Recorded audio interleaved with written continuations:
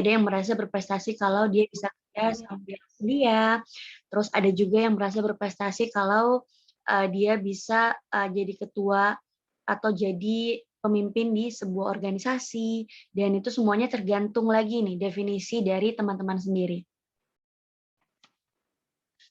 Nah, sebelumnya apakah di sini angkatan 2018 atau angkatan berapa nih? Biar kita bisa saling mengenal dulu kan.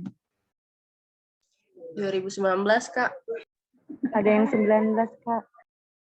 Oh, berarti 2019 semua ya? Atau ada yang 2018?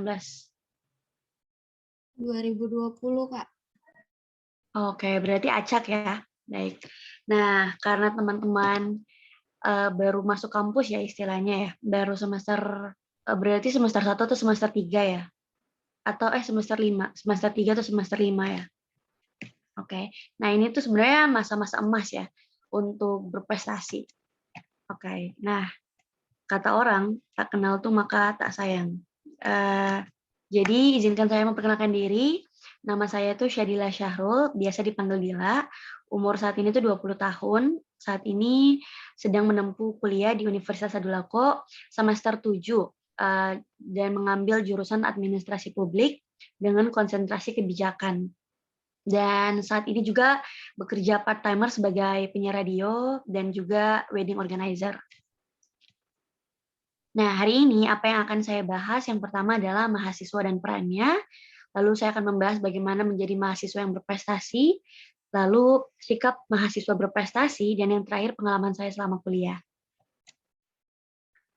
Nah, kalau kita bicara soal mahasiswa dulu nih, kita harus berangkat dari definisi yang sama. Mahasiswa itu kalau menurut Kamus Besar Bahasa Indonesia adalah seseorang yang belajar di perguruan tinggi. Nah, otomatis kita yang sedang menempuh perkuliahan di perguruan tinggi disebut sebagai mahasiswa. Nah, lalu pertanyaannya, sebenarnya peran mahasiswa itu apa sih? Dan kenapa sih kita harus menjadi mahasiswa yang berprestasi? Nah, sebenarnya peran mahasiswa itu ada 5. Ini saya cari di Google aja ya. Jadi kalau misalnya teman-teman mau cari tahu lebih dalam juga, boleh banget. Nah, yang pertama tuh agent of change. Jadi kita tuh diminta untuk membawa perubahan. Kenapa? Karena kita dianggap orang yang memiliki kemampuan atau privilege untuk pergi ke jahan ketika menjadi mahasiswa. Selain itu, kita juga diminta untuk menjadi guardian of value. Guardian of value ini maksudnya apa? Kita diminta untuk menjaga nilai-nilai yang ada di masyarakat. Lalu nilai-nilai seperti apa tuh? Nilai-nilai seperti gotong royong, kejujuran, dan nilai-nilai yang berkaitan dengan Pancasila. Kita diminta untuk menjaga itu semua. Selain itu, iron stock. Iron stock maksudnya apa? Nah, ke depannya yang akan menjadi pemimpin di negara ini kita diharapkan sebagai generasi yang bisa melanjutkan tonggak kepemimpinan. Itu pasti sering banget kan teman-teman dengar. Nah, itu benar bahwa mahasiswa ini harapannya adalah orang-orang yang bisa melanjutkan kepemimpinan saat ini. Selanjutnya adalah moral force. Kita diminta untuk menjaga moral dan juga berkepribadian baik dan berperilaku baik. Kenapa? Karena kita dinilai sebagai orang-orang yang berhasil nih merasakan pendidikan tertinggi. Strata pendidikan tertinggi yaitu universitas. Dan oleh karena itu kita diminta untuk jauh lebih bermoral, jauh lebih beretika. Dan selanjutnya yang terakhir adalah social control. Social control maksudnya apa? Kita diminta untuk menjaga nilai-nilai sosial juga nih yang ada di masyarakat. Kita diminta untuk membantu masyarakat untuk melihat nilai-nilai lebih luas dan kita menjadi penyeimbang nih di tengah masyarakat. Nah, kalau sampai sini semua sudah paham pengertian mahasiswa apa, perannya sudah tahu apa, maka sebenarnya akan jauh lebih sederhana nih untuk mendefinisikan kira-kira kita sebagai mahasiswa yang diberi waktu 3,5 tahun lah ya paling cepat, apa aja nih yang perlu kita lakukan biar bisa memaksimalkan peran yang ada. Nah, sebelum kita ingin menjadi mahasiswa berprestasi, kita harus mengetahui dulu nih kira-kira diri saya posisinya ada di mana ya? Potensi saya ada di mana ya? Nah, tujuannya adalah ketika kita mengenal diri sendiri, ke depannya pada saat di perkuliahan, kita lebih mudah nih memantau atau mengukur kira-kira kita bakalan bergerak di bidang apa. Beberapa mahasiswa ada yang pengen organisatoris, suka berorganisasi, ada yang suka lomba, ada yang suka keduanya, ada yang suka kerja. Nah, tergantung nih teman-teman sukanya apa. Nah, sebelum saya lanjut, saya pengen tanya dulu nih. Ke UGJ, Andra Priya Utama. Andra, apakah Andra ada di sini?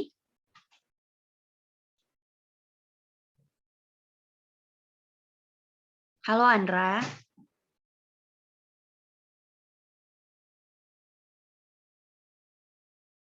Halo Andra. Oke, kita skip dulu ya. Kayaknya jaringannya kurang bagus.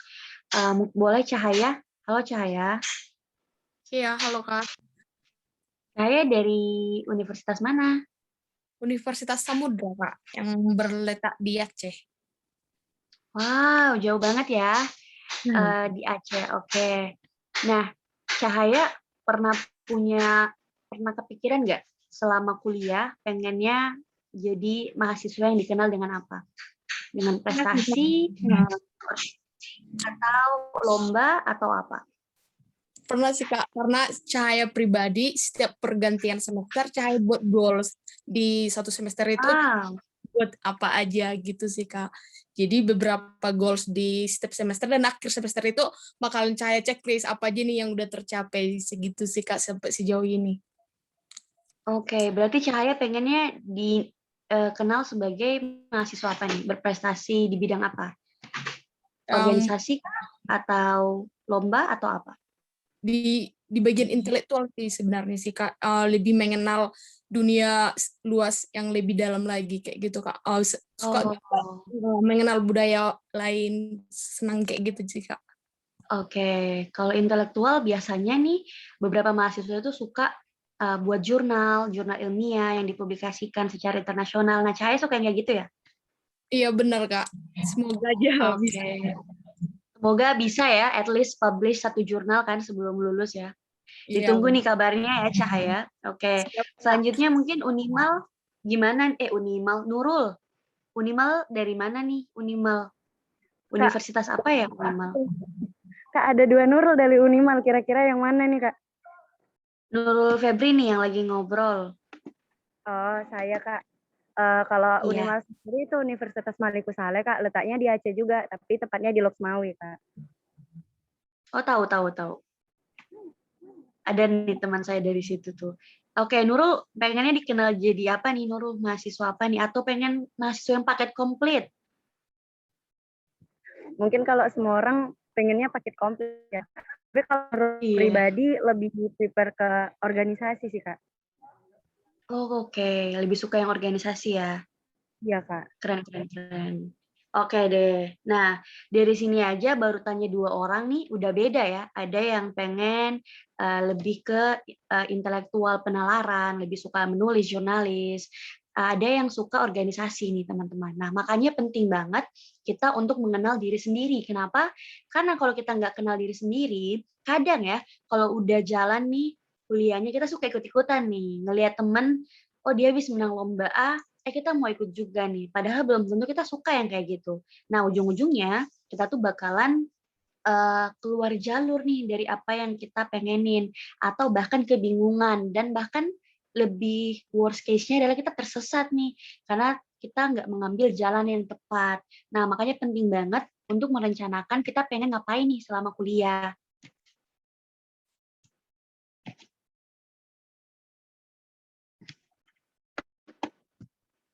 Bentar, ini kok nggak ke pindah ya? Bentar ya.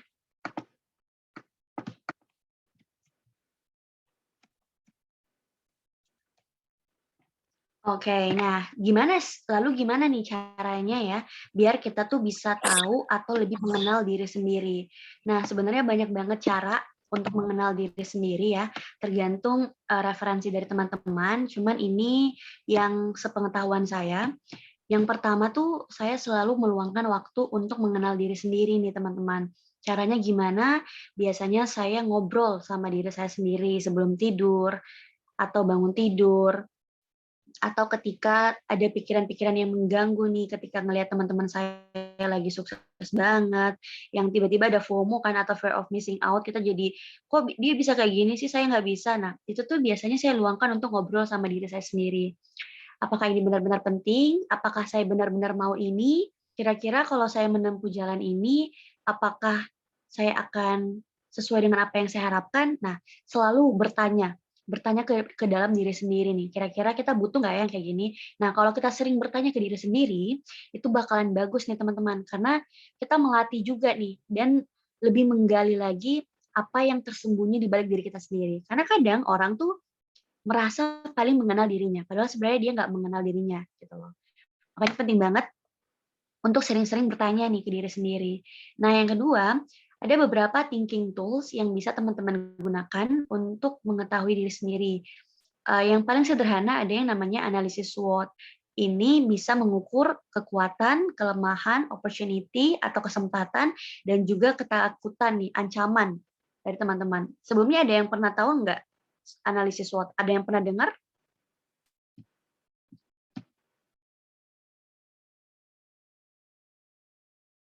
Coba kalau ada yang pernah dengar, boleh raise hand. Atau belum pernah dengar nih, analisis SWOT? Pernah sih di kewirausahaan. Oke, nah benar banget nih, Hovifah dari Sriwijaya ya, Palembang, benar Iya, kah? benar. Unsri. Ya, benar banget ya. Analisis SWOT ini biasanya digunakan di kewirausahaan. Kenapa? Biasanya dipakai juga untuk bisnis ya. Kalau kita mau membangun usaha, kita bisa nih pakai analisis SWOT untuk mengukur kira-kira usaha kita bakalan berhasil atau enggak. Nah, tapi kadang analisis SWOT ini juga penting atau biasanya saya lakukan untuk diri sendiri nih, untuk iseng-iseng cari tahu nih kira-kira kekuatan saya apa ya. Nah, saya pengen tanya nih ke teman-teman ya, karena analisis SWOT itu consist of strength, weakness, opportunity, and threats. Saya pengen tanya ke Hovifah nih, kira-kira menurut Hovifah, apa kelemahan dan apa kekurangan yang ada di dirinya Hovifah? Kalau saya pribadi, kelemahan saya adalah saya orangnya kurang teliti. Kalau kekuatan saya ya mungkin saya bersemangat untuk memperbaiki itu. Oke, nah keren banget nih Hovifah, karena bisa langsung jawab ya, dan bisa langsung tahu, oh ternyata kekurangan saya adalah saya kurang teliti, dan kelemahan saya dan kelebihan saya adalah saya bersemangat. Nah, kira-kira nih Hovifah, kalau misalnya kekurangan kamu kurang teliti, ancaman apa nih yang bakalan didapatin Hovifah? Oh, banyak banget sih kalau di akademik ya pasti berpengaruh ke nilai. Pernah nggak ngalamin kayak gitu Hovifah? Pernah di ujian. Apa nih, beda 0, ya atau gimana? Enggak, aku jurusannya HI jadi nggak hitung-hitungan. Oh, nggak hitung-hitungan. Biasanya apa tuh kalau contohnya kurang teliti? Ya, jadi aku salah masukin perspektif waktu itu untuk di salah satu study case. Untuk ngisi nomor 3 pakai perspektif A, tapi aku nulisnya di nomor 4 gitu. Oke, berarti different angle aja ya, karena kurang teliti. Oke, nah itu biasanya juga bisa lead untuk hal-hal yang kurang bagus ya kalau keseringan ya. Nah, kira-kira nih dari opportunity lagi nih Hovifah, opportunity apa yang bisa Hovifah dapatin kalau Hovifah ini anaknya bersemangat? Ya, jadi kalau aku bersemangat ya aku dapat kayak second chance, dapat kesempatan kedua untuk memperbaiki kesalahan-kesalahan aku, juga aku bisa belajar hal-hal baru. Oke, bener banget ya. Orang-orang yang bersemangat tuh kadang juga pantang menyerah. Jadi bagus banget nih kalau misalnya teman-teman at least punya jiwa semangat nih ya. Oke, nah itu tadi analisis SWOT. Nah, ada yang kedua adalah Johari Window. Ada yang pernah dengar nggak Johari Window itu kayak gimana? Pernah, Kak. Nah, Syukria dari mana nih Syukria? Perkenalkan, Kak, nama aku Syukria. Saya dari Universitas Negeri Padang, Kak. Oke, dari Negeri Padang ya. Iya. Oke. Pernah dengar ya, Syukria? Pernah, Kak. Itu dia kayak ada 4 kotak, nanti disuruh buat isi dari kotaknya diantaranya ada saya tahu, saya tidak tahu, dia tahu, pokoknya kayak gitu, Kak. Oke, benar banget Syukria. Mau coba nggak kita praktis aja ya sekalian? Biar teman-teman yang lain juga kalau mau praktis untuk lebih mengenal diri sendiri ya. Boleh ya, Syukria? Boleh. Oke, ini udah ada kan di depan, kelihatan kan slide-nya? Lihat. Nah, ini ada yang namanya open spot. Open spot ini, oke sebelumnya saya jelasin ya, kalau Johari Window ini adalah tools yang bisa atau alat yang teman-teman bisa gunakan untuk mengukur nih kira-kira skill atau sifat apa yang saya milikin gitu kan, tapi pakai perspektif saya tahu atau orang lain tahu gitu. Nah, yang pertama ada yang namanya open spot. Di open spot ini adalah sifat-sifat atau skill yang teman-teman tahu teman-teman punya dan orang lain juga tahu nih teman-teman punya. Nah, itu open spot nih namanya. Nah, kalau yang blind spot, nah teman-teman nggak sadar kalau ternyata teman-teman punya sifat itu atau punya kemampuan itu, tapi orang lain sadar. Nah, kalau yang hidden, itu teman-teman tahu, teman-teman punya, tapi teman-teman simpan sendiri nih sifat atau keahlian itu. Sedangkan orang lain nggak tahu. Nah, kalau yang terakhir unknown spot, ini sama-sama nih. Teman-teman ternyata nggak tahu ada sifat atau skill yang teman-teman punya, dan orang lain juga nggak tahu nih kalau teman-teman ternyata bisa itu. Udah paham kan sampai di sini? Nah, coba. Kita coba ya. Oke, Syukria boleh nih dicoba. Kira-kira apa sifat yang Syukria tahu dan orang lain tahu juga nih soal Syukria?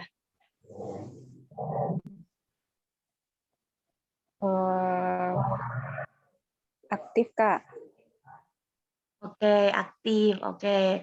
Syukria aktif dan kita semua tahu ya kalau Syukria aktif karena berani nih untuk ngasih pendapat, ikut serta dalam Zoom ini. Oke. Kalau blind spotnya apa nih kira-kira?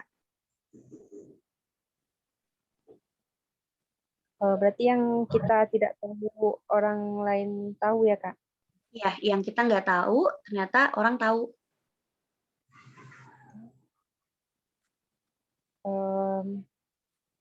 Egois, Kak. Oke. Oke, sebenarnya egois itu bukan sifat buruk ya. Semua orang tuh punya sifat egois, cuman gimana kita menekan aja kan. Jadi it's okay. Berarti blind spotnya selama ini orang ngelihatnya Syukria egois, tapi Syukria nggak tahu ya kalau Syukria egois. Iya, mungkin itu kira, Kak. Oke. Nah, kalau yang hidden kira-kira apa nih? Yang sebenarnya Syukria nih kayak gini nih orangnya, cuman orang-orang nggak tahu aja.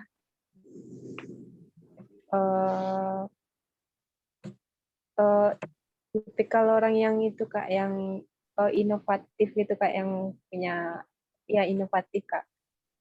Asik, bener banget ya. Berarti Syukria merasa bisa nih ngasih ide-ide yang keren, ngasih ide-ide yang baru. Tapi mungkin teman-teman belum tahu karena Syukria nih jarang aja gitu nunjukinnya ya.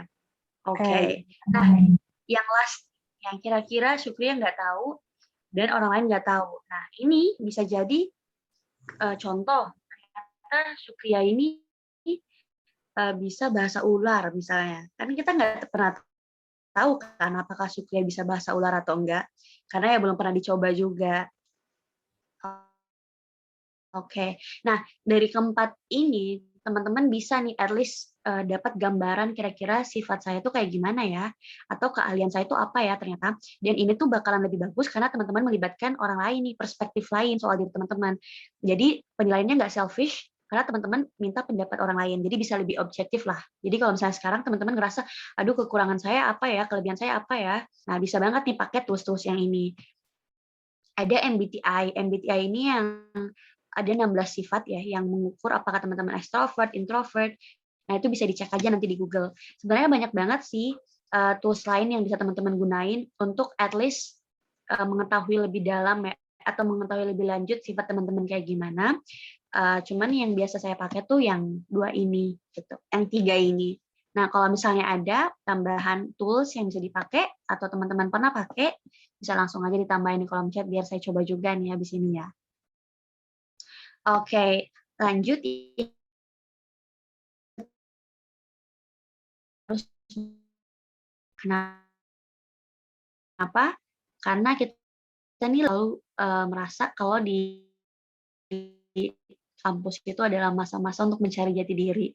Jadi bisa aja di semester 1 saya tuh ambis banget, tapi tiba-tiba di semester 2 saya jadi drop nih, jadi drop lagi nih. Nah, itu bisa terjadi sama masa kuliah ya. Apalagi sekarang challenge-nya jauh lebih besar karena kita dihadapkan sama lingkungan nih yang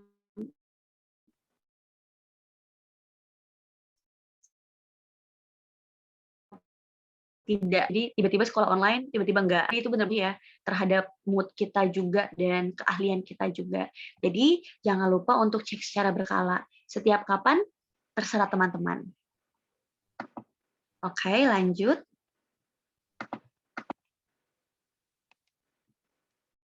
Nah, setelah kita tahu nih, kita nih orangnya kayak gimana, kita tuh pengen apa gitu ya. Sekarang waktunya untuk set your goals. Set your goals dalam artian apa? Penting banget untuk ngeset nih atau mengatur teman-teman maunya ngapain selama kuliah. Jadi dulu tuh waktu saya semester 2, saya udah ngeset saya mau ngapain aja dan pelan-pelan saya capai satu persatu. Tahu kan apa yang akan kita hadapin ke depannya. Makanya penting banget untuk ngeriset dari sekarang. Coba cari platform-platform yang bisa memfasilitasi teman-teman untuk dapat referensi. Kira-kira semester 3 tuh tantangannya kayak gimana ya? Atau teman-teman bisa melakukan pendekatan sama senior. Tugas-tugasnya kayak gimana ya?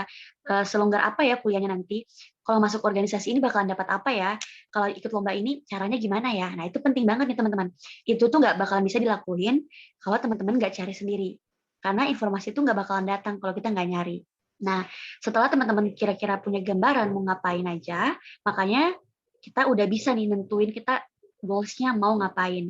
Tadi ada yang sempat singgung, kalau dia punya goals ya, jangka setiap berapa tahun kan, dia udah punya goals, Cahaya tadi ya kalau nggak salah, udah punya goals, dan dia evaluasi lagi nih setelah dapat goals-nya. Itu bagus banget loh Cahaya, karena nggak semua orang punya kemampuan untuk kayak gitu. Nggak semua orang punya kemampuan untuk berpikir 2-3 kali lebih maju, lebih cepat ya. Nah, makanya teman-teman nih, kalau misalnya goals nih, saya belum tahu nih mau ngapain selama kuliah. Saya ya udah deh jalanin aja, let it flow aja. Nah, jangan kayak gitu ya. Karena saat ini opportunity itu banyak banget. Tinggal gimana teman-teman ngerancang dan ngatur strategi sendiri nih. Caranya biar bisa dapetin apa yang teman-teman mau. Nah, simpelnya kalau kita nge-set goals, itu yang perlu diperhatiin adalah SMART. Udah ada yang tahu SMART di sini?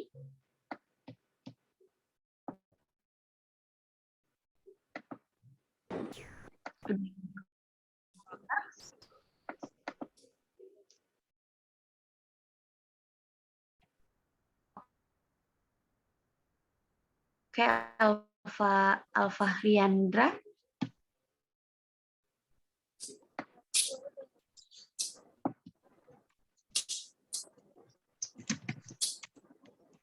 Oke, belum kedengeran ya, Alfa Riandra.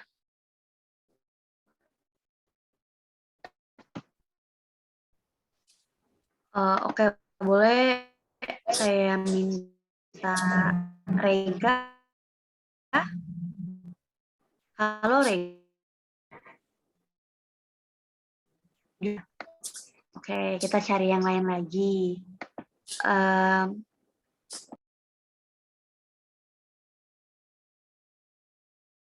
Universitas Muhammadiyah Sumatera Utara. Oke, hai Fadil. Fadil sebelumnya membuat goals dengan SMART. Iya. Misal di list per tahunnya mau jadi apa? Iya, konsep lebih tepat SMART untuk mengukur goals biar makin. Kalau untuk prinsipnya. Oke, nggak apa-apa ya. Oke, kita sebenarnya metode teman-teman yang bisa membantu teman-teman untuk memastikan apakah goals yang teman-teman buat itu udah bisa disebut sama hanya punya harapan aja atau impian lewat sesaat nih. Dan kita merasa goals. Kenapa? Karena dia tidak memenuhi 5 kriteria ini. Kenapa 5 kriteria ini penting banget untuk dipenuhin? Ya karena kalau misalnya salah satunya nggak ada, itu bisa jadi mengambang dan akan mempersulit teman-teman dalam mencapai goals itu. Yang pertama ada spesifik. Jadi kalau kita buat goals, kita tuh harus spesifik. Sespesifik apa? Sespesifik mungkin. Misalnya nih, kita bilang, saya tuh pengen banget ya pintar ngomong. Menurut teman-teman, pintar ngomong itu spesifik nggak? Coba yang mau jawab langsung open mic aja. Menurut teman-teman, saya mau pintar ngomong. Itu spesifik nggak? Nggak spesifik, Kak, menurut Nurul. Kenapa tuh, Nurul? Karena Kak, untuk bicara sendiri, pandai ngomong sendiri itu pasti banyak Kak. Kalau misalnya pandai bisa ngomong, itu anak kecil aja pasti bisa ngomong gitu, tanpa harus berpikir uh, dulu gitu Kak, menurut Nurul Kak. Nah, benar banget Nurul ya. Karena kalau kita bilang, saya pengen pandai ngomong, pintar ngomong. Nah, itu tuh ukurannya apa nih? Nggak tahu kan? Misalnya anak kelas 5 SD, itu kan udah pandai ngomong ya, artikulasinya udah jelas, pemilihan katanya juga udah banyak. Nah, itu tuh target atau goals yang belum bisa dikatakan spesifik. Lalu spesifik itu yang kayak gimana? Nah, spesifik itu adalah goals yang at least mempertimbangkan unsur 5W. Jadi, contoh, kita mempertanyakan lagi nih, apa yang ingin kamu capai, kenapa tujuan itu penting untuk kamu capai, siapa saja yang akan terlibat dalam tujuan itu, di mana tempat kamu mencapainya, kapan kamu ingin tujuan itu tercapai. Nah, contohnya nih, misalnya ya, saya pengen jadi presenter TV Antv misalnya ya, dalam 10 tahun ke depan. Nah, itu kan terukur ya, jelas. Saya pengen jadi apa? Jadi presenter TV. TV apa gitu? Udah ada jawabannya, presenter TV Antv. Terus kapan? 5 tahun yang akan datang. Nah, itu adalah contoh goals yang jelas. Sampai di sini sudah mengerti? Atau ada yang mau ditanyakan dulu sebelum pindah ke faktor yang lainnya? Oke, semoga jelas ya. Yang selanjutnya adalah measurable. Measurable ini atau terukur. Nah, ini penting banget teman-teman untuk kita perhatiin ya. Kalau tujuan kita itu terukur. Terukur dalam hal apa nih? Terukur di mana kita dapat memantau atau melacak setiap kemajuan yang ada. Maksudnya kita bisa ngukur nih apakah ini tuh bisa nggak ya gitu ya. Kalau measurable ini biasanya nih dilihat ya dari hal-hal yang bersifat tangible atau intangible. Misalnya nih, accountable atau uncountable. Misalnya, saya pengen kaya dalam 10 tahun ke depan. Nah, ukuran kaya itu apa? Bisa nggak diukur kayanya? Nggak bisa ya. Kecuali misalnya kalian bilang, saya pengen punya uang 10 miliar dalam 5 tahun ke depan. Nah, itu measurable. Nah, selanjutnya pindah ke attainable. Nah, attainable ini dapat dicapai nggak? Kalau teman-teman bilang, saya pengen punya uang 10 miliar dalam 5 tahun ke depan. Bisa nggak kira-kira? Kalau posisinya teman-teman masih mahasiswa yang masih dibiayai sama orang tua. Masuk akal nggak? Ya, masuk akal sih, tapi nggak dapat dicapai nih. Ini attainable-nya nggak, atau achievable-nya nggak bisa didapat poinnya karena agak kurang realistis nih. Nah, itu juga perlu diperhatiin ya, apakah goals teman-teman udah realistis atau belum. Selanjutnya adalah relevan. Relevan ini kita harus memastikan juga kalau tujuan yang kita capai penting dan selaras dengan tujuan lain yang relevan seperti dalam nilai diri kita sendiri dan dalam rencana jangka panjangmu. Nah, maksudnya kayak gimana? Maksudnya hal-hal yang kamu harapin beberapa tahun ke depan itu masih sesuai sama kepribadian kamu atau masih sesuai sama hal-hal yang ada di sekitar kamu. Contoh misalnya saat ini kamu ambil jurusan teknik, tapi harapannya kamu ke depannya bisa buka praktek kedokteran misalnya kedokteran gigi. Nah, itu kan agak kurang relevan ya. Bisa-bisa aja, tapi kurang relevan aja nih sama nilai yang ada atau rencana jangka panjang kamu ke depannya. Dan kalian bisa tanya nih, apakah tujuan ini bermanfaat atau enggak? Apakah ini adalah waktu yang tepat untuk dapetin ini? Dan apakah sesuai sama lingkungan saat ini atau enggak? Nah, yang terakhir, time bound atau timely. Ini tuh penting banget, teman-teman. Karena untuk apa punya tujuan kalau kita nggak punya batas waktu soal mimpi kita. Bayangin aja, teman-teman pengen bilang, saya pengen banget kaya dan punya uang 10 miliar. Tapi nggak tahu kapan. Nah, kita kan nggak ada yang tahu ya ke depannya bakalan ngapain. Makanya penting banget untuk nge-set target. Dan yang terakhir, menurut pengalaman saya, yang paling penting kalau kita punya tujuan dan kita udah memastikan tujuan kita itu smart, we need to find our support system. Support system ini dalam hal apa? External support system. External support system itu bisa coming dari keluarga, bisa coming dari teman sendiri, atau misalnya teman-teman masuk organisasi, atau misalnya teman-teman ikut beasiswa yang mendukung. Nah, kalau kayak saya gabung di Excel Future Leaders. Di situ tuh diajarin banyak banget hal dan support sistemnya kuat banget karena teman-teman saya bahkan mentor saya itu membantu banget untuk memastikan saya achieve goal saya. Nah, selain support system, teman-teman sebayat, teman-teman juga perlu cari banget nih orang-orang yang lebih tua atau yang lebih berpengalaman untuk bisa jadi mentor. Setidaknya mengarahkan teman-teman. Seperti itu.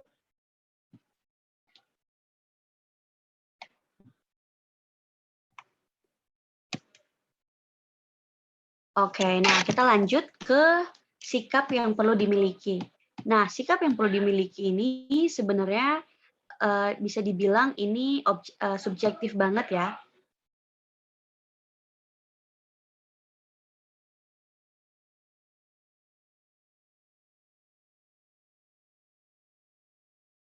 Oke, ini sikap, tadi agak sedikit ada gangguan. Jadi ini sikap yang perlu dimiliki. Menurut saya ini sangat subjektif ya, karena ini penilaian saya. Cuman ini adalah sikap-sikap yang selalu saya pegang selama saya kuliah. Yang pertama adalah growth mindset atau terbuka.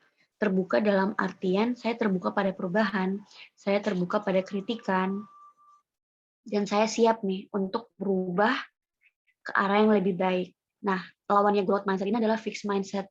Fixed mindset ini adalah tipikal orang yang kalau diajakin untuk berinovasi atau diajakin untuk melakukan hal-hal yang lebih keren, mereka kebanyakan takutnya nih. Nah, yang kayak gini nih jangan. Ya teman-teman harus at least punya yang namanya growth mindset. Yang kedua adalah konsistensi. Konsistensi adalah teman-teman harus bisa menjaga semangatnya untuk tetap dalam track. Jadi semangat tuh nggak harus terus-terusan naik, kurvanya naik lurus ya. Jadi bisa jadi ke bawah, ke atas, tapi pastiin kalau teman-teman masih di dalam track yang pas. Terus aja ngelakuin hal-hal yang menurut teman-teman baik nih.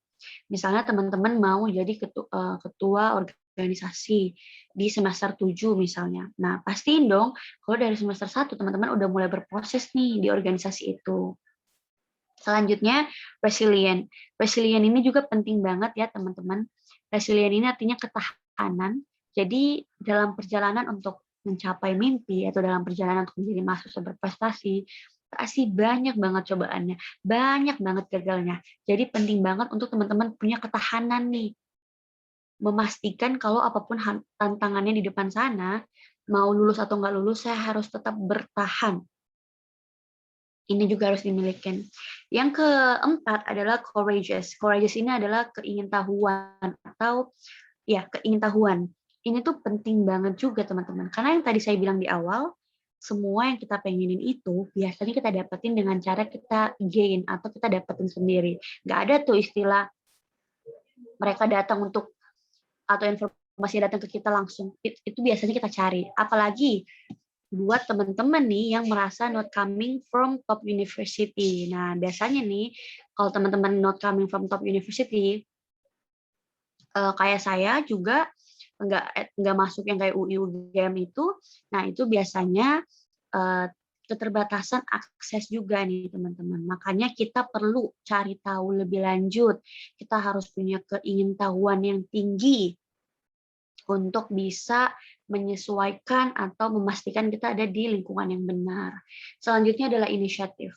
Inisiatif dalam hal apa? Kalau teman-teman merasa ada yang kurang dari proses pembelajaran selama kuliah, atau teman-teman merasa ada yang kurang dari diri teman-teman sendiri, teman-teman harus cari tahu dan berinisiatif gimana caranya untuk memenuhi hal itu. Self-starter ini artinya kemampuan untuk memulai sendiri. Jadi nggak disuruh-suruh, nggak didorong-dorong sama orang, nggak dipaksa ya malah, tapi dia emang dari dirinya sendiri nih. Ini susah banget, ini jarang banget nih ada orang-orang kayak gini teman-teman. Selanjutnya adalah willingness to learn, dalam artian teman-teman selalu mengosongkan gelas. Mengosongkan gelas bukan untuk minum ya, tapi soal ilmu. Teman-teman harus selalu haus ilmu dan selalu mau belajar. Dan yang terakhir adalah never give up. Never give up on your dreams. Karena emang kalau dreams kamu tuh enggak susah, itu bukan dreams namanya.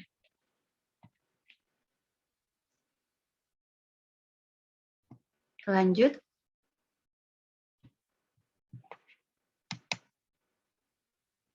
Nah, this is my personal experience selama kuliah.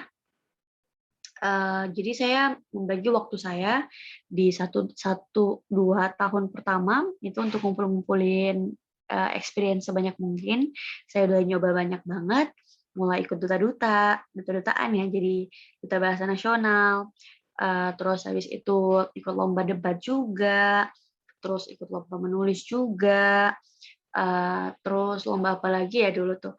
Oh, lomba buat aplikasi, banyak banget deh pokoknya ya. Itu saya ikutin terus nih.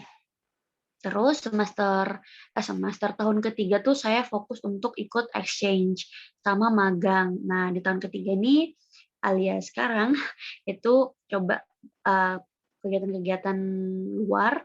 Makanya saya alhamdulillah sempat terpilih nih jadi kandidat utama Indonesia Korea Youth Exchange Program by Kemenpora dan juga magang di HIPWI dan juga magang di STEP 1 kali, terus sekarang udah jadi penyiar radio. Terus ini Bara Asa ini adalah platform yang saya diriin sendiri. Kalau teman-teman mau lihat atau penasaran bisa dibuka aja Instagramnya @baraasa_project. Terus selain itu juga saya pernah jadi produser film dan pernah masih tergabung di beasiswa Excel Future Leader by Excel Axiata. Tapi poinnya di sini bukan untuk menyombongkan diri ya, tapi untuk motivasi aja. Teman-teman pasti bisa kok dapetin apa yang teman-teman mau kalau teman-teman punya strategi yang tepat. Dan jangan lupa, jangan pernah membandingkan diri dengan orang lain. Karena hidup itu is not a sprint, it is a marathon. Jadi kita bersaing untuk diri sendiri. Last but not least, the most important investment you can make is in yourself. Ini by Warren Buffett ya teman-teman. Jadi kalau sekarang teman-teman punya dana, punya uang, atau punya beasiswa, jangan ragu untuk invest ke diri sendiri. Invest dalam hal apa? Pendidikan. Penting banget. Misalnya teman-teman spend beberapa ratus ribu untuk beli buku setiap bulannya, atau misalnya teman-teman spend untuk ikut lomba yang menurut teman-teman bakalan bermanfaat. Nah, itu nggak apa-apa banget. Karena invest ke diri sendiri tuh bagus banget. Jadi emang ilmu tuh mahal banget, apalagi experience ya. Jadi kalau teman-teman punya kelebihan untuk invest ke diri sendiri, why not? Itu tadi last quotes dari saya dan juga harapannya teman-teman bisa mengambil yang baiknya aja dan yang buruk-buruknya gak usah diambil ya. Saya tutup. Wabillahi taufiq hidayah. Wassalamualaikum warahmatullahi wabarakatuh. Waalaikumsalam warahmatullahi wabarakatuh. Waalaikumsalam warahmatullahi wabarakatuh. Waalaikumsalam warahmatullahi wabarakatuh.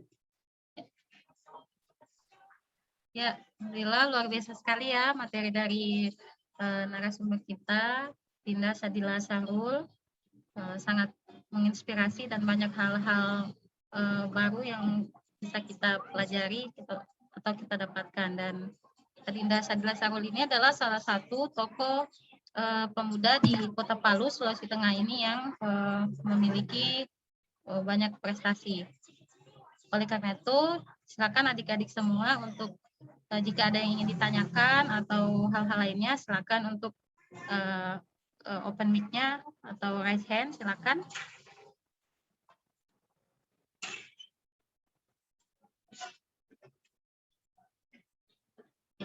Ya, silakan Fadil Fau, silakan. Baik Bu, terima kasih atas waktunya. Sebelumnya izin Bu, saya tidak bisa off cam karena ada kendala jaringan dan juga perangkat saya ada bermasalah Bu. Nah, jadi perkenalkan nama saya Fadil Aziz Marafau, asal dari Universitas Muhammadiyah Sumatera Utara. Oh, sebentar ya Kak. Sebentar Kak.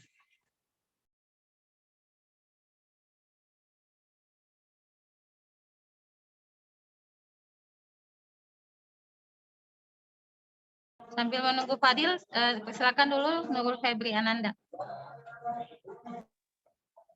Baik, terima kasih Bu. Assalamualaikum warahmatullahi wabarakatuh. Perkenalkan, saya Nurul Febriananda dari Universitas Maliku Saleh. Nah, dari PPT yang dipaparkan oleh Kak Dila ini sangat menginspirasi nih buat saya mungkin dan untuk teman-teman Kak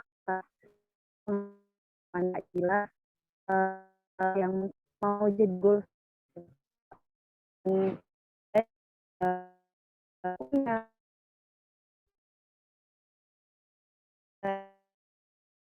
goals itu bingung, kita masih banyak punya gitu, tapi masih nggak tahu tempatnya itu gitu untuk goalnya. Dan yang kedua itu gimana sih cara kita itu buat berani gitu Kak, berani kayak untuk buat target sesuatu gitu Kak. Mungkin itu dari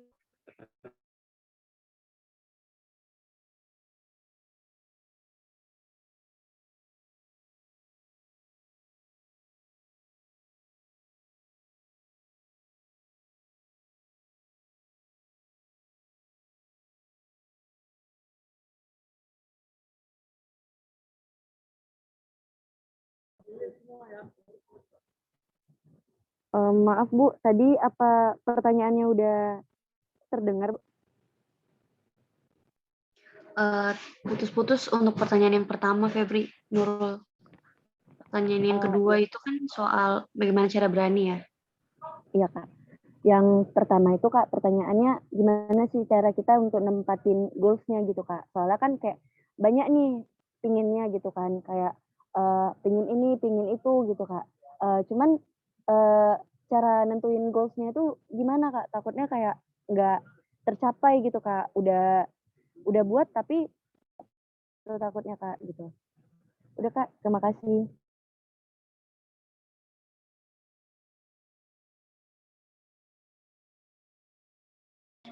Silakan Ini langsung dijawab bagaimana, Kak? Langsung dijawab saja, silakan. Oke. Oke, Nurul, untuk pertanyaan yang pertama, bagaimana cara menempatkan ya untuk goals-nya. Sebenarnya tadi udah sempat saya singgung soal SMART tadi, metode SMART itu metode yang bisa Nurul pakai untuk menentukan goals-nya. Jadi kalau yang kayak tadi Nurul bilang nih, takut nih goals-nya nggak bakalan tercapai atau gimana. Nah, itu tuh sebenarnya masuk ke dalam aspek attainable atau achievable. Jadi di situ tuh Nurul bisa mengukur nih apakah misalnya, contoh ya, Nurul belum punya pengalaman debat bahasa Inggris, tapi Nurul udah menargetkan pengen jadi juara satu lomba NUDC tingkat nasional. Dengan misalnya waktu latihan 1 bulan aja. Bisa nggak kira-kira? Enggak sih Kak, kalau misalnya nggak konsisten pasti nggak bakalan berhasil. Mungkin kalau misalnya konsisten pasti ada peluang gitu Kak. Iya, benar banget. Jadi emang kalau kita menentukan sebuah goals, itu tuh nggak ada jaminan kalau goals kita bakalan 100% tercapai. Terserah apapun metode yang udah kita pakai ya. Entah kita udah ngeplan A sampai Z, itu tuh nggak ada jaminan nih kalau goals yang bakalan kita buat atau yang kita udah set itu bakalan tercapai 100%. Kenapa? Karena dalam proses mencapai goals itu banyak banget faktor-faktor yang akan mempengaruhi, faktor eksternal apalagi. Jadi, saya pribadi kenapa nge-set goals itu adalah untuk motivasi. Tapi yang selalu saya tekankan sama diri saya adalah proses dalam mencapai goals itu. Semua achievements atau semua prestasi yang didapetin saat ini, itu tuh sebenarnya hanyalah bonus aja nih, Nurul. Tapi prosesnya, proses mencapainya, proses merintisnya, itu tuh yang sebenarnya bakalan membentuk karakter kita ke depannya. Jadi nggak apa-apa nih kalau Nurul mau set target atau goal sebanyak mungkin. Tapi pastiin masih sesuai dengan metode SMART tadi ya. Dan benar-benar serius nih pengen mencapai target itu. Karena kalau kita udah seriusin sesuatu hal, kita pasti ngasih maksimum effort ke situ. Dan kalau kita udah kasih maksimum effort, hasilnya misalnya dapat atau nggak dapat, itu tuh udah bukan kontrol kita. Yang perlu kita pastiin adalah kita berproses nih dalam mencapai target itu. Kurang lebih seperti itu. Jadi nggak usah berpikiran kalau, waduh kalau saya buat goals ini dan nggak kecapai berarti saya gagal dong. Nggak juga. Karena kan Nurul at least tetap belajar, at least Nurul tetap keluar dari zona nyaman dengan mencoba hal baru. Nah itu juga adalah sebuah pencapaian yang perlu diapresiasi sebenarnya. Nah untuk pertanyaan yang kedua, brave-nya, bagaimana cara kita jauh lebih berani? Pertanyaannya kenapa nggak mau berani? Kira-kira apa nih yang membuat Nurul nggak mau berani? Apakah Nurul bakalan kekurangan? Atau Nurul tiba-tiba bakalan dibenci orang lain? Kan nggak juga ya. Nurul kan saat ini proses untuk menjadikan diri Nurul jauh lebih keren daripada Nurul sebelumnya. Karena kan kita semua nih berkompetisi ya sama diri kita 1 hari yang lalu, 1 tahun yang lalu. Jadi kalau misalnya sekarang kita nggak berani, berarti kita tuh nggak mau nih masa depan kita bagus. Karena masa depan kita tuh ditentukan sama what we're doing right now.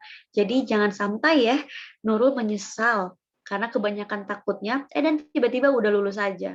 Dan selama kuliah nggak ngapa-ngapain. Waduh, itu tuh nggak bakalan bisa terulang lagi ya masa-masa kuliah. S2 pasti beda banget nih sama S1. Ya kan? Jadi jangan takut, coba aja mulai dari sekarang. Semoga menjawab ya Nurul.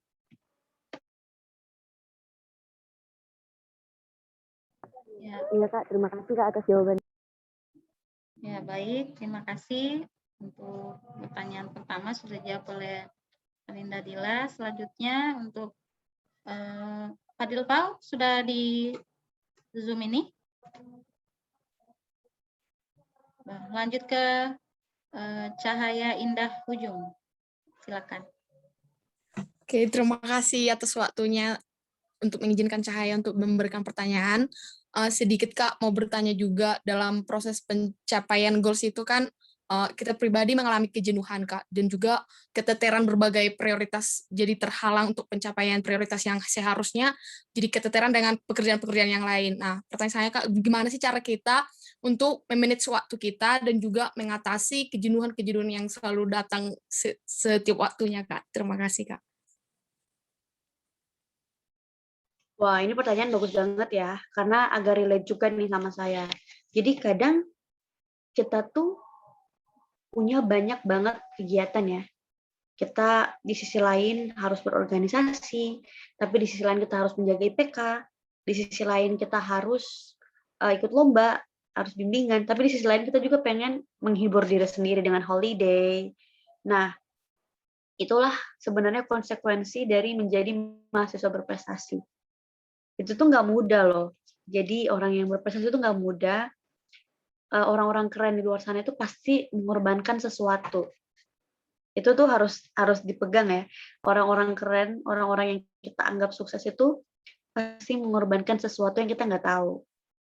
Nah, pertanyaannya balik lagi nih ke Cahaya. Kira-kira prioritas Cahaya itu yang mana? Kenapa bisa sampai keteteran? Apakah Cahaya mengambil semua kesempatan tanpa mempertimbangkan apakah Cahaya mampu atau enggak? Apakah waktunya cukup atau enggak? Nah, itu tuh yang perlu diperhatikan juga nih Cahaya. Jadi, produktif itu bukan berarti kita punya banyak kegiatan dalam satu waktu. Produktif itu bukan berarti kita punya double atau triple Zoom meeting dalam satu waktu. It's not productive.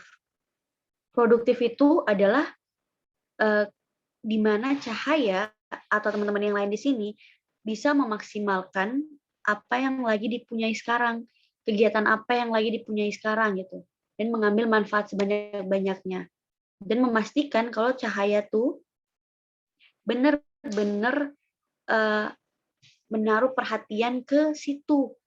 Nah, makanya nih, zaman sekarang ya, saya memperhatikan anak mahasiswa itu kegiatannya banyak banget. Benar-benar banyak banget. Sampai heran ya saya bagi waktunya gimana. Nah, itu tuh yang perlu diperhatiin juga nih. Jadi balik lagi ke SMART. Coba deh, mulai dari sekarang, Cahaya benar-benar pakai yang namanya SMART itu. Apakah attainable, achievable kah, time bound-nya pasti kah, spesifik enggak? Nah, kalau udah dipastiin semua, jamin deh, pasti Cahaya tuh nggak bakalan ada nih yang namanya overwhelm lagi sama tugas. Semoga menjawab ya. Terima kasih, Kak. Untuk mengatasi kejenuhan itu bagaimana, Kak? Nah, kalau mengatasi kejenuhan, harus dipahami dulu ya, Cahaya, kalau kejenuhan itu pasti. Setiap orang tuh pasti ya, apalagi misalnya zaman sekarang, natap layar tiap hari itu jenuh banget. Nah, Cahaya juga harus bisa nih, dan teman-teman yang lain ya, harus bisa mengatur waktu untuk liburan. Misalnya, kita kan dikasih waktu 7 hari nih. 5 harinya weekdays, 2 harinya weekend. Nah, weekend ini benar-benar weekend dong. Jangan 2 harinya weekend ini dipakai untuk mengikuti hal-hal yang lain gitu. Atau misalnya melakukan hal-hal yang gak bermanfaat. Sesekali coba deh Cahaya nge-explore hobinya. Cahaya suka apa? Cahaya biasanya suka apa, Kak? Menciptakan puisi kayak gitu. Menyendiri Boleh lah deh. tuh. Boleh tuh Cahaya ke misalnya sore-sore ya sambil lihat senja, ditemenin kopi, terus buat puisi deh. Nah, kadang kan kayak rutinitas kayak gitu tuh bisa nih Cahaya. Dan bangun juga rutinitas yang nggak terlalu padat. Nah, biasanya kejenuhan itu datang kalau kita udah overwhelmed atau kondisi tubuh kita lagi lelah banget. Nah, biasanya saya tuh nerapin konsep lupa ya nama pastinya apa, tapi lebih konsepnya tuh saya belajarnya 20 menit, istirahatnya 5 menit, terus belajar lagi 20 menit, istirahatnya 5 menit, kayak gitu. Kurang lebih kayak gitu, atau coba cari siklusnya Cahaya sendiri, misalnya belajarnya, anggaplah belajarnya 2 jam, terus istirahatnya berapa menit, terus belajar lagi gitu. Jangan digas terus dari pagi sampai malam gas belajar terus, itu nggak efektif juga. Baik, Kak. Terima kasih, Kak. Ya, semoga menjawab ya. Nah, ini ada nih Kak Sofia di chat dari Sukria. Ya, silakan dari Sukria. Pertanyaannya, bagaimana pendapat Kakak tentang ada statement yang terkadang sering menjadi momok mahasiswa bahwa kuliah itu tidak menjamin karir, apalagi di pihak keluarga yang sering menekankan statement ini. Bagaimana menurut Kakak cara baik kita mengatasi self problem ini? Terima kasih. Silakan Dinda Dila untuk menjawab. Oke, baik. Nah, ini pertanyaannya agak complicated juga ya, Sukri ya. Karena pertama, kita nggak tahu nih, kira-kira landasan orang-orang yang ngomong kuliah itu tidak menjamin karir apa. Iya nggak sih? Kita kan nggak pernah tahu ya, dia ngomong kayak gitu kenapa. Bisa jadi karena dia punya referensi soal itu. Dia ngelihat teman-temannya yang nggak kuliah, tapi sukses. Atau misalnya dia keseringan nih dengar-dengar motivator yang drop out dari universitas gitu ya, tapi sukses misalnya membangun apa gitu. Nah itu tuh biasanya motivasi-motivasi yang ngelit kita untuk hal-hal yang sebenarnya agak kurang relevan nggak sih ya kalau kita pikirin lagi ya sebenarnya. Nah tapi kalau misalnya Sukriah lagi mengalami hal itu, apalagi dari pihak keluarga, nah biasanya kayak gitu tuh penting banget untuk menguatkan kepercayaan di diri sendiri nih, Sukria. Penting banget untuk nge-set goal sendiri.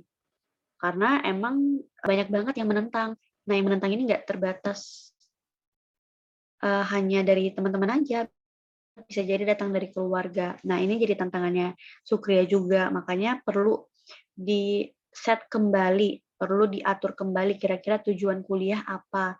Apakah benar Sukria tujuan kuliahnya untuk berkarir, atau mendapatkan pengalaman, atau mendapatkan koneksi, atau misalnya memperluas jejaring dengan dosen-dosen atau apa. Kan sebenarnya benefit dari kuliah itu bukan hanya dapat karir ya, dan nggak ada nih yang pernah menjanjikan kalau kita kuliah kita pasti bakalan dapat kerja. Iya kan? Nggak ada kan? Jadi nggak usah takut dan nggak usah merasa minder, dan bahkan nggak usah sampai merasa ya udah ya saya nggak usah kuliah aja deh kalau gitu. Jangan sampai yang ngerasa kayak gitu, karena kalau kita kuliah banyak banget hal yang kita dapetin. Pertama, kemampuan untuk berpikir jauh lebih kritis misalnya. Yang kedua, Sukriya dapat privilege untuk pergi ke universitas. Nah, yang di Indonesia orang-orang yang pergi ke universitas itu nggak sampai 50% loh.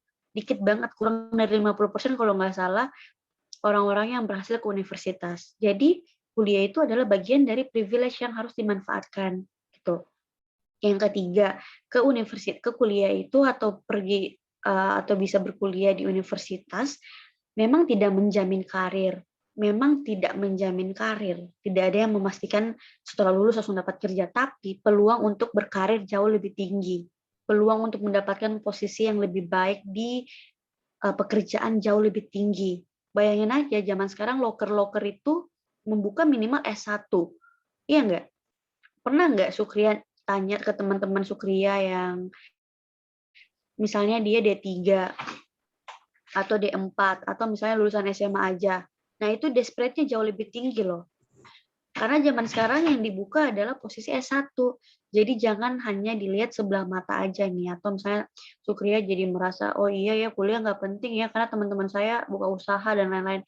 Nah, jangan lihat dari situnya. Tapi coba lihat dari perspektif lainnya. Jadi setelah Sukria benar-benar paham nih kenapa Sukria kuliah, mau orang bilang apapun, nggak peduli deh. Karena saya tahu nih kenapa saya kuliah gitu. Semoga menjawab ya. Iya, terima kasih Kak atas jawabannya Kak. Oke, baik. Terima kasih Nadila sudah menjawab pertanyaan dari Sukria. Selanjutnya, Hovifa, silakan untuk bertanya.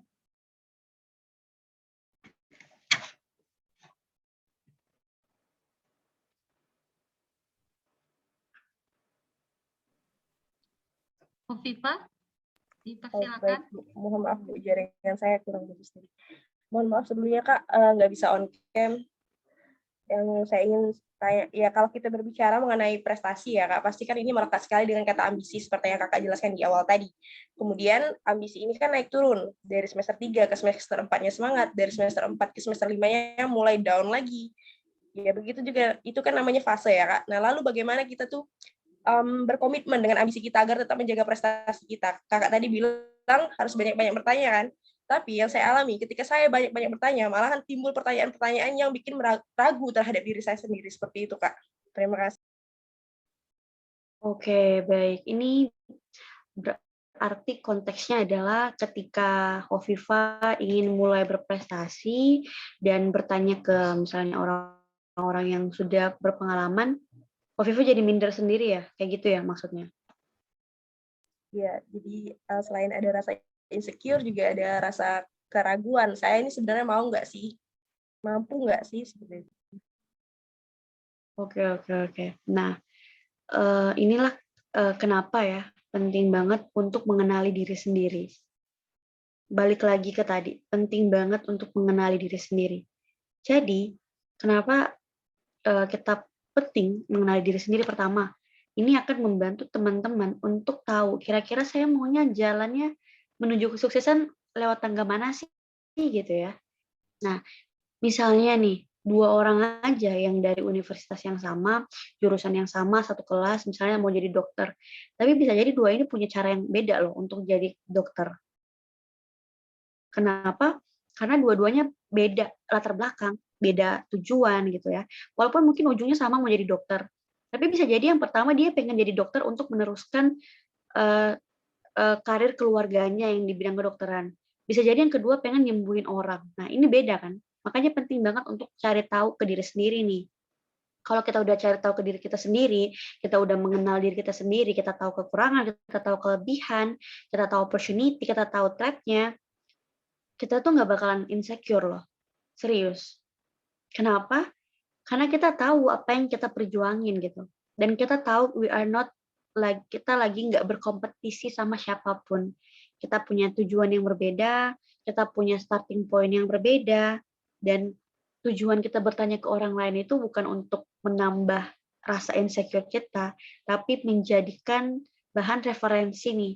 Kira-kira kalau saya ambil karir ini, dengan jalan yang seperti ini, saya bakalan dapat yang kayak gimana gitu. Jadi coba saran saya, coba kenali diri sendiri lagi. Nah, kira-kira misalnya Hovifa pengen banget, Hovifa jurusan apa sih, sorry? Hubungan internasional. Oh iya, hubungan internasional ya. Nah, HI sendiri kan sebenarnya perspektif karirnya banyak, prospek karirnya banyak ya. Ada yang jadi diplomat, ada juga yang nggak jadi diplomat bahkan. Nah, coba deh kalau Viva cari tahu lagi, kira-kira saya masuk HI kenapa sih? Saya mau jadi apa gitu? Udah tahu nggak? Belum sih. Nah, ini nih masalah-masalah yang emang sering timbul. Apalagi masih semester awal ya. Itu wajar banget sebenarnya karena kita tuh masih meraba-raba dan kita nggak tahu nih peluang apa aja yang terbuka kan. Makanya kita tuh ada rasa ingin mencoba semuanya. Biar at least kita tahu nih kira-kira mau apa.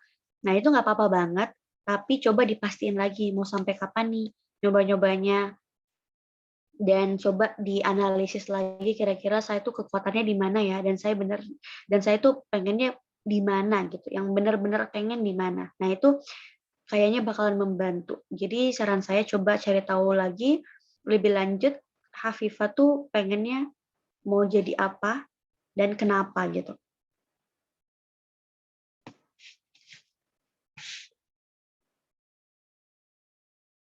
Semoga menjawab ya. Oke Kak, sangat menjawab. Terima kasih. Ya, baik. Terima kasih. Adinda Dila sudah menjawab pertanyaan dari Motiva. Yang terakhir, dari Fadil Pau.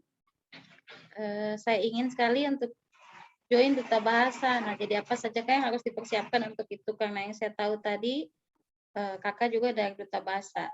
Ya, silakan Dila terkait duta bahasa. Wow, keren banget ya Fadil. Fadil tadi dari Sumatera Utara ya. Iya, benar, Kebetulan Kak. nih saya kerap banget nih Fadil sama temen Dubasnas dulu waktu saya karantina ya di Jakarta. Dan kalau misalnya Fadil mau daftar tahun ini, tapi setahu saya belum buka ya, Dubas Sumut tahun ini tuh belum buka. Nah, nanti kalau misalnya Fadil mau nanya-nanya, saya bakalan kasih aja nomornya, biar bisa langsung nanya kan ke yang ngurus. Karena biasanya Dubas itu beda-beda, Fadil.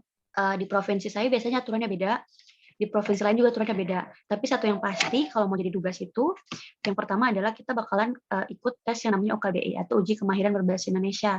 Uji Kemahiran Berbahasa Indonesia ini yang bakalan jadi penentu apakah Fadil bisa masuk ke tahap selanjutnya atau enggak.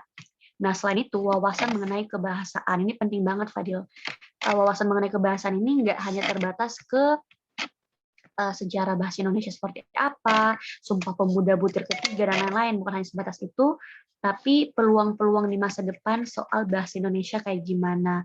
Kita perlu cari tahu nih, kira-kira eksistensi bahasa Indonesia di tingkat internasional udah kayak gimana sih? Fadil tahu nggak kalau ternyata di Vietnam tuh bahasa Indonesia itu menjadi bahasa kedua setelah bahasa Vietnam. Tahu nggak yang kayak gitu-gitu? Nah, itu isu-isu soal kebahasaan yang perlu Fadil perdalam lagi. Yang ketiga adalah kemampuan untuk public speaking. Jadi kemampuan untuk bisa depan umum itu juga harus bagus ya. Kenapa? Karena Fadil akan menyandang gelar yang namanya duta. Duta ini adalah role model. Jadi kemampuan untuk meyakinkan atau kemampuan untuk menjadi contoh itu juga harus ada di dalam diri Fadil. Last but not least, berusaha aja sih Fadil ya, banyak-banyak cari tahu kira-kira kriteria atau hal-hal yang diharapkan dari Dubas Sumut itu seperti apa. Nah, nanti Fadil coba mengikuti pelan-pelan, kurang lebih seperti itu. Good luck ya Fadil. Oke, Kak. Oh, dan Kak, ada juga nih, Kak. Apakah harus ada satu bahasa yang dikuasai gitu, misalnya bahasa Inggris atau bahasa daerah gitu, Kak? Duta bahasa itu punya yang namanya Trigatra Bangun Bahasa ya. Yang pertama kuasai bentar. Aduh kok saya jadi tiba-tiba ngeblank. Ada Trigatra Bangun Bahasa. Yang pertama itu kuasai bahasa Indonesia, lestarikan bahasa daerah, kuasai bahasa asing. Bukan, apa sih yang pertamanya?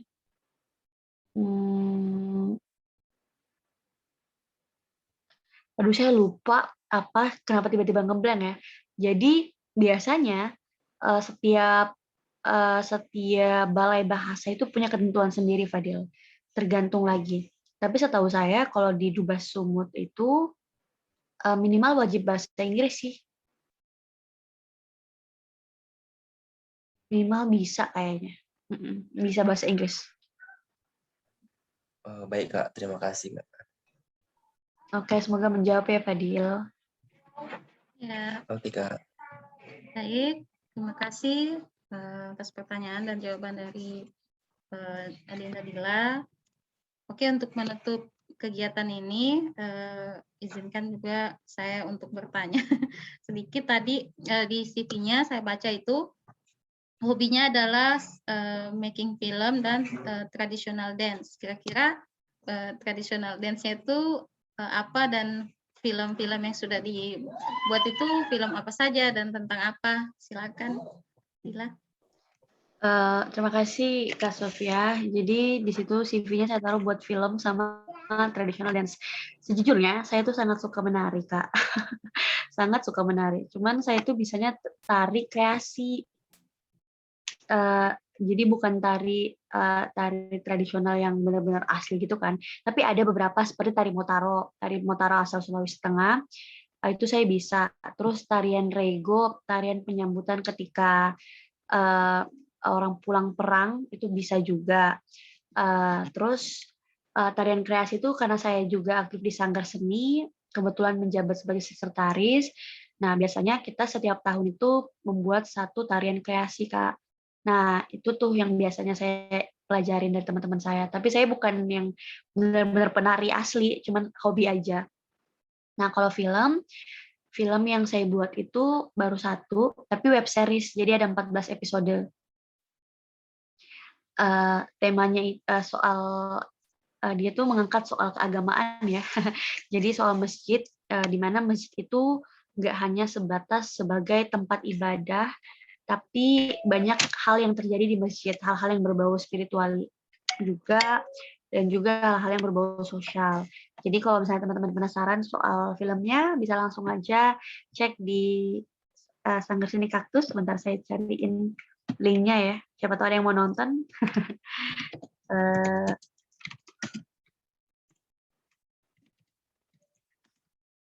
Itu ada 15, ada 20, ada 14 episode.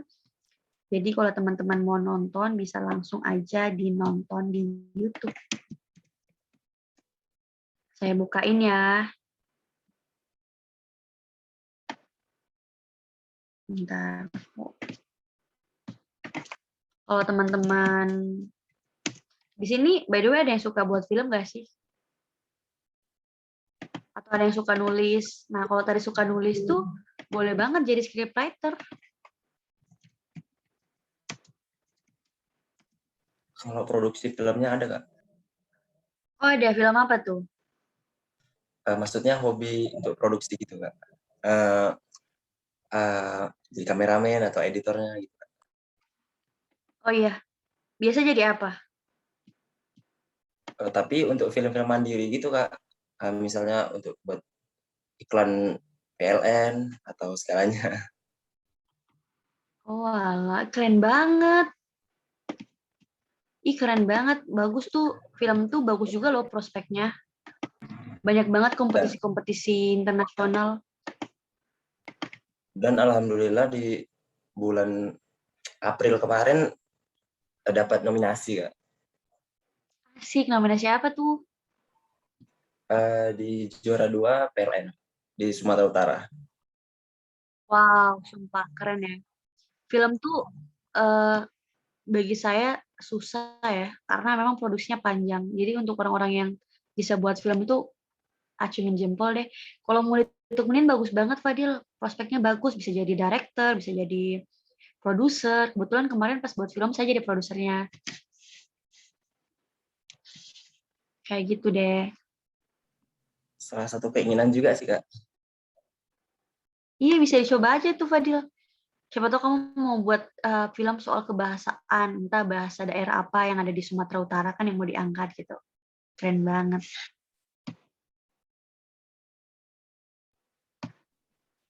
Iya, Mem, itu jawabannya, Kak. Mem, Kak. Ya, oke.